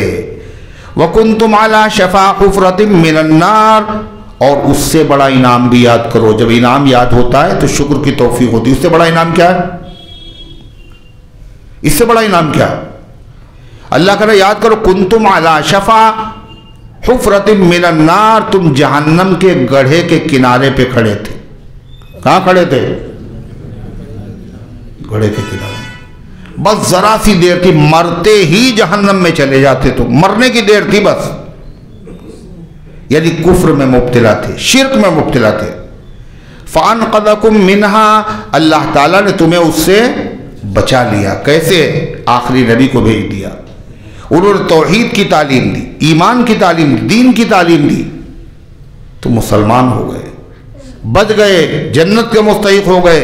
كَذَلِكَ يُبَيِّنُ اللَّهُ لَكُمْ آيَاتِهِ لَعَلَّكُمْ تَهْتَدُونَ، اللہ اسی طریقے سے تمہارے سامنے اپنی آیتوں کو کھول کھول کر کے بیان کرتا ہے تاکہ تم لوگ سیدھے راستے پر قائم رہو، غور کرو اور قائم رہو۔ پھر اپنی اصلاح ہو جانے کے بعد اللہ فرماتا ہے یہ کافی نہیں ہے کہ خود نمازی بن گئے، بس خود گناہ چھوڑ دیے، بلکہ دوسرے ایمان والے بھائیوں کی فکر کرو۔ فکر کیسے کریں گے؟ اللہ فرماتا ہے ایک جماعت باقاعدہ ایسی ہونا چاہیے تم میں، کیسی؟ جو لوگوں کو دین کی دعوت دے اور برے کاموں سے روکے۔ وَلْتَكُمْ مِنْكُمْ أُمَّةٌ، اور تم میں ایک ایسی جماعت ہونا چاہیے يَدْعُونَ إِلَى الْخَيْرِ، جو بھلائی کی طرف لوگوں کو دعوت دے، ہر اچھے کام کی طرف۔ نماز کا وقت نہیں ہے مگر دعوت دے رہا ہے تاکہ اگلی نماز کے وقت نماز پڑھنے والا بن جائے۔ ابھی روزے کا وقت نہیں ہوا، آنے والا ہے رمضان، مگر ابھی سے دعوت دے رہا ہے تاکہ رمضان آئے تو روزہ رکھ لیں۔ حج ابھی فرض نہیں ہوا مگر دعوت چل رہی ہے تاکہ سیکھ جائے اور جب حج کا زمانہ ہے تو حج کرے۔ زکوٰۃ کے مسائل پہلے سے سیکھے۔ یدعون الی الخیر، بھلائی کی دعوت۔ ایک جماعت ہونا چاہیے۔ جماعت کا مطلب یعنی سب لوگ یہ کام نہیں کریں گے، ایک جماعت مسلمانوں کی ایسی ہونا چاہیے۔ اگر سب لوگ یہی کریں گے تو دین کا کوئی دوسرا کام نہیں ہوگا۔ ارے ہوگا، دنیا کا بھی نہیں ہوگا۔ ساری دکانیں بند کر دو، سارے کاروبار بند کر دو، بس ایک ہی کام کرو۔ مدرسے بند کر دو، افتاء بند کر دو، حفظ بند کر دو، بس ایک ہی کام کرو سب لوگ۔ ایسا نہیں ہے، فرض کفایہ ہے، ایک جماعت ہونی چاہیے۔ اور وہ جماعت کرے گی کیا؟ یأمرون بالمعروف وینہون عن المنکر۔ وہ جماعت کیسی ہونا چاہیے؟ جو بھلی باتوں کا حکم دے اور بری باتوں سے روکے، لیکن بھلی بات کو وہ خود بھی جانتی ہو یہ بھلی ہے، جبھی تو بھلی بات کا حکم دے گی۔ اب پتہ چلا اسے خود نہیں معلوم، وہ سمجھ رہی ہے برائی کو بھلائی، تو برائی کا حکم دے گی، اور جب برائی کا حکم دے گی تو اس سے کیا ہوگا؟ اصلاح ہوگی یا فساد؟ فساد پیدا ہوگا۔ وہ جانتی ہو معروف ہے کیا۔ اب یہ پتہ چلا کہ اس نے تو بتا دیا کہ وہ ایک صاحب نماز پڑھی انہوں نے فجر کی، اور اس کے بعد انہوں نے کہا تھوڑے نہیں، آپ فجر کی نماز میں نہیں تھے، آپ کل فجر کی نماز میں نے دوسری مسجد میں پڑھی، وہاں اول وقت میں نماز ہوتی ہے، کل تو کیا ہوا یہاں آ کے دوبارہ پڑھ لیتے، سمجھ گئے آپ، ڈبل ثواب مل جاتا۔ اب وہ دین کی دعوت تو دے رہا ہے مگر مسئلہ اسے معلوم نہیں ہے۔ کیوں؟ فجر کی جب تم نے ایک مرتبہ نماز پڑھ لی، فرض ادا ہو گیا، اب دوبارہ اگر تم فرض کی نماز جماعت میں شامل ہوگے تو یہ نفل ہو جائے گی، اور فجر کے بعد نفل پڑھنا मकरूह, फजर के बाद नफिल पढ़ना मकरूह। असर की नमाज कहीं पढ़ ली आपने जमात से, और उसके बाद फिर असर की नमाज के बाद दूसरी मस्जिद में जमात हो रही थी, आप फिर जमात में शामिल हो गए, तो ये क्या है? ज़्यादा सवाब मिलेगा? नहीं मिलेगा ज़्यादा सवाब। क्यों? जब पहली असर की पढ़ ली तो फर्ज अदा हो गए, अब दूसरी पढ़ोगे तो ये नफिल होगी, और असर के बाद नफिल पढ़ना क्या है? सवाब का काम है ना, मना। और आप दावत दे रहे हैं, आपने पढ़ी नहीं, आपको पढ़ लेना चाहिए थी। इसलिए पहले आदमी जाने मारूफ है क्या, वही मारूफ की दावत दे। मुनकर से रोकते हैं। मुनकर क्या है? मुनकर खिलाफ शरीयत काम, उससे मना करते, खुद भी रुकते हैं, दूसरों को मना करते। आदमी जानता हो ये खिलाफ शरीयत है तब तो रोके, अगर वो नहीं जानता तो पता ही चला वो है शरीयत के मुताबिक मगर फिर भी रोक देगा। एक साहब ने मसला पूछा, कुरान को चूम सकते हैं या नहीं? तो दूसरे साहब बोले हरगिज नहीं चूमिएगा, ये ठीक नहीं है, ये जायज नहीं है। अब वो क्या समझ रहा? कुरान को चूमना मुनकर है, खिलाफ शरीयत है। हालांकि खिलाफ शरीयत नहीं है। कुरान की इज्जत करना, तौकीर करना, चूमना, आंखों से लगाना, सर पे रखना, ये सब क्या है? जायज है, मुस्तहब है, आला है, अफजल है, मोहब्बत है। मगर उसने क्या कह दिया? क्या फतवा दे दिया?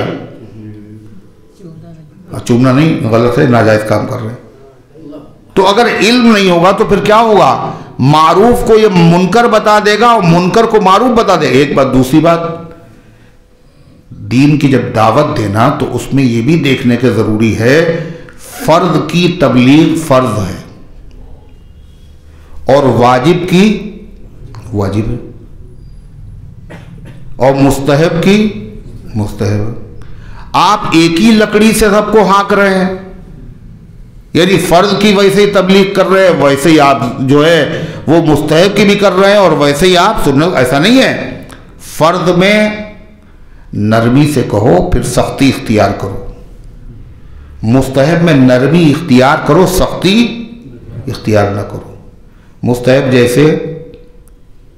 जैसे असर से पहले की 4 रकात आपने नहीं पढ़ी असर की नमाज, ये कैसी बात हुई? पढ़ो। ये जो जबरदस्ती आप कर रहे हैं इसका मतलब मुस्तहब नहीं रहा, वो हो गया फर्ज। आपको हक नहीं दिया। कोई आदमी नफली अगर रोजा न रखे तो उस पर एतराज करने का हक नहीं। फर्ज अगर न रखे तो उसे तंबीह करो। तो ये सब जानने की जरूरत है, जब ही तो दीन की दावत देंगे आप। दूसरी चीज, बहुत सारे लोग जो फर्ज है उस पर तो तंबीह नहीं करते, मुस्तहब पे बड़ा जोर देते हैं। कल अच्छा नंगे सर खाना खा रहे हैं आप। अब नंगे सर खाना खाना ये हराम नहीं, नाजायज नहीं, मकरूह नहीं, खिलाफ अदब है, कर ले तो अच्छा है। मगर आपने उसको ऐसे रोका और ऐसे डांटा, आपने उसको जैसे बहुत बड़ा जुर्म हो गया हो। ये क्या है? ये समझ नहीं है, और फिर भी आप मसले बता रहे हैं। मसला मालूम नहीं, फिर भी आप मसले बता रहे हैं।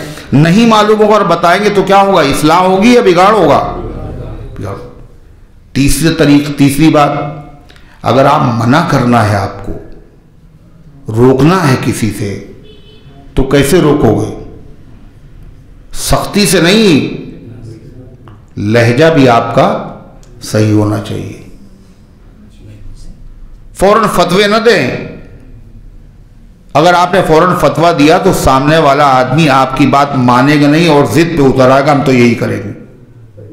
और ये जो जिद कर पे आया, उतर कर आया, ये किसकी वजह से हुआ? आपकी वजह से हुआ। इसलिए ये भी सीखने की जरूरत है, कौन सी बात कहां कैसे कही जाती है। कौन सी बात कौन सी होना चाहिए? मारूफ। कहां कब कहना चाहिए और किस तरह कहना चाहिए। कौन सी बात कहां कैसे कही जाती है, ये सलीका हो तो हर बात सुनी जाती है। ये सलीका भी होना चाहिए।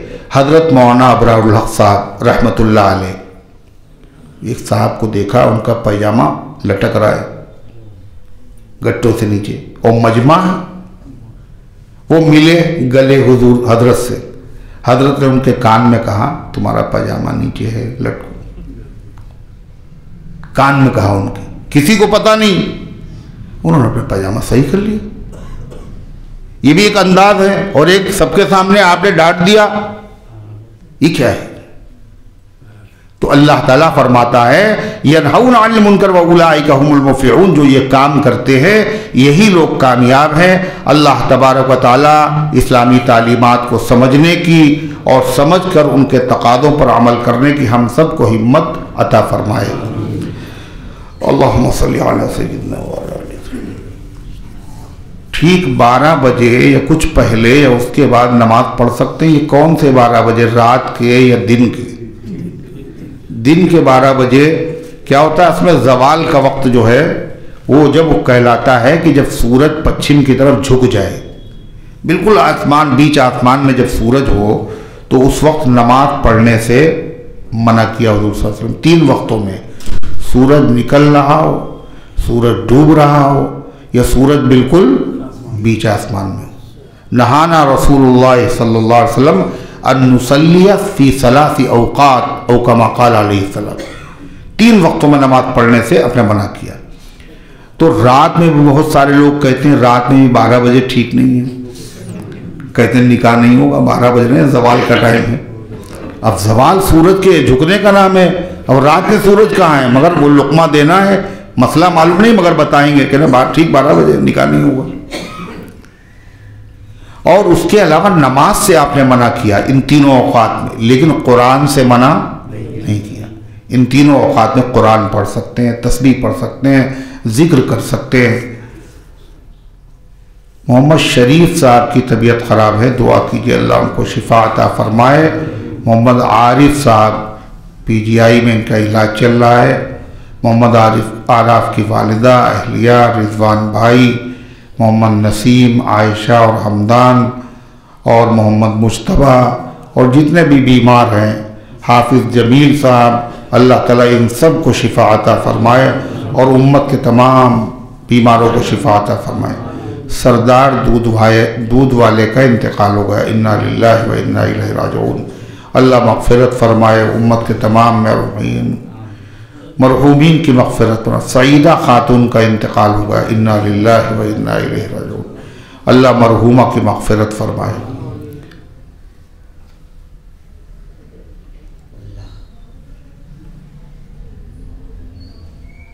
بہن کو کینسر ہو گیا، اللہ ان کو شفا عطا فرمائے. بچے نماز نہیں پڑھ رہے ہیں، لہذا اللہ تعالیٰ سے دعا کریں، رب اجعلنی مقیم الصلاۃ ومن ذریتی ربنا وتقبل دعا. تو بچے انشاءاللہ نمازی بن جائے گے. اللہم صلی علی سیدنا وعلی آل سیدنا کما تحب و ترضی عدد ما تحب و ترضی. اللہم انت السلام ومنک السلام تبارکت یا ذا الجلال والاکرام. اے اللہ ہم سب کی حاضری کو اپنی رحمت سے قبول فرما، ایمان کامل عطا فرما، اعمال صالحہ کی توفیق عطا فرما. نفس و شیطان کے دھوکے سے، برے کاموں سے، بری باتوں سے اللہ ہم سب کی حفاظت فرما. رحمت والے، مغفرت والے، رضا والے اللہ کام کرنے کی توفیق عطا فرما. اے اللہ ہم سب کے اندر وہ تقوی پیدا فرما دے جیسا کہ تقوی کا حق ہے. اے اللہ شریعت کو جاننے اور ماننے اور اس کے تقاضوں پر عمل کرنے کی توفیق عطا فرما. سارے عالم میں ہدایت کی ہواؤں کو چلا دے. اپنے دین کی خدمت کے لیے ہم سب کو قبول فرما لے. اے اللہ دین کی خدمت کرنے والوں کی خدمت کی سعادت عطا فرما دے. اے اللہ مسجد اقصیٰ کی، حرمین شریفین کی، پوری دنیا کی مساجد کی، معابد کی، مراکز اسلامیہ کی حفاظت فرما. اے اللہ یہود اور نصارہ اور باطل طاقتیں، اے مالک جو دین کے دشمن ہیں اور دین پر عمل کرنے کے دشمن ہیں، اے اللہ ان کے منصوبے بڑے ناپاک اور خطرناک ہیں. اے اللہ تجھے ہر طرح کی طاقت حاصل ہے. اے اللہ ہم سب تیری رحمت سے فریاد کرتے ہیں. ربنا لا تجعلنا فتنة للقوم الظالمین ونجنا برحمتک من القوم الکافرین. یا حی یا قیوم برحمتک نستغیث۔ اے اللہ پورے عالم اسلام میں امن و امان قائم فرما۔ اے اللہ مسجد اقصیٰ کی حفاظت کے لیے جو جان و دل سے سینہ سپر ہیں، اے اللہ ان سب کی بھرپور مدد فرما، نصرت فرما، حمایت فرما۔ اے اللہ تمام باطل طاقتوں کے منصوبوں کو خاک میں ملا دے، ان کی تدبیروں کو انہی پر الٹ دے۔ اے اللہ ان کے دماغوں کو معوف کر دے۔ اے اللہ تو خود ان سے انتقام لے لے۔ اے اللہ تمام ایمان والوں کو قرآن و سنت کی طرف واپس آنے کی توفیق عطا فرما۔ اے اللہ تیری شریعت کے مطابق زندگی گزارے، اے اللہ اس کی توفیق عطا فرما۔ اے اللہ جو بھٹکے ہوئے ہیں صراط مستقیم کی طرف واپسی کی توفیق عطا فرما۔ اے اللہ جو بیمار ہے شفا عطا فرما، جو حاجت مند ہے ان کی حاجتوں کو پورا فرما، جو کاروبار کے اعتبار سے پریشان ہیں ان کے کاروبار میں برکت عطا فرما۔